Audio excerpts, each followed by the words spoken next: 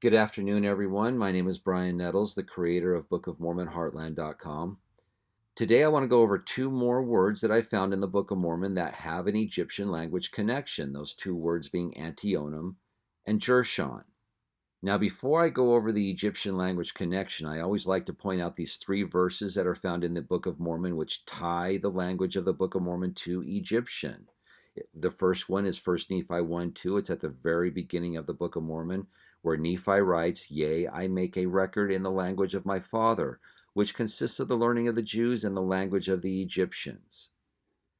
And then in Mosiah 1:4, speaking of the brass plates, "For it were not possible that our father Lehi could have remembered all these things, to have taught them to his children, except it were for the help of these plates, for he having been taught in the language of the Egyptians, therefore he could read these engravings."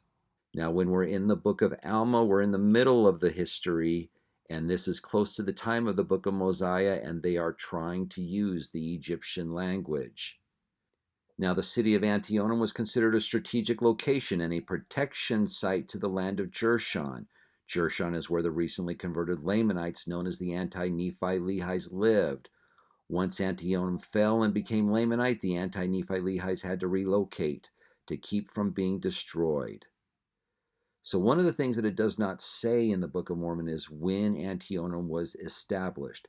Was it established for the purpose of protecting the land of Jershon, or did it already exist and they placed the land of Jershon next to it for protection, as it had already existed as a strategic location, a protection to the Nephites? It's not clear about that. But let's go to the Egyptian meaning.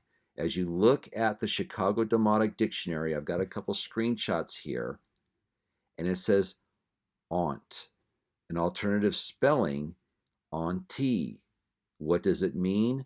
To hold back, restrain, or repel. So it has a defensive meaning.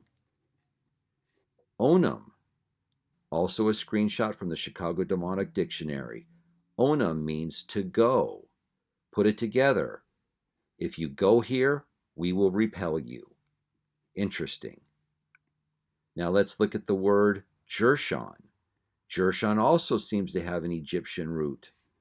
Right here you've got, from the Chicago Demotic Dictionary, the word NB means Lord, Jer means all.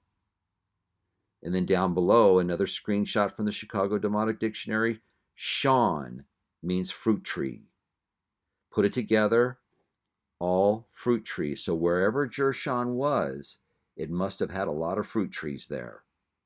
Now, interestingly, I learned this from Book of Mormon Central, is that Jershon seems to have a dual meaning, for it seems to also have a meaning in Hebrew. You can see it right here. It's spelled out Yersha.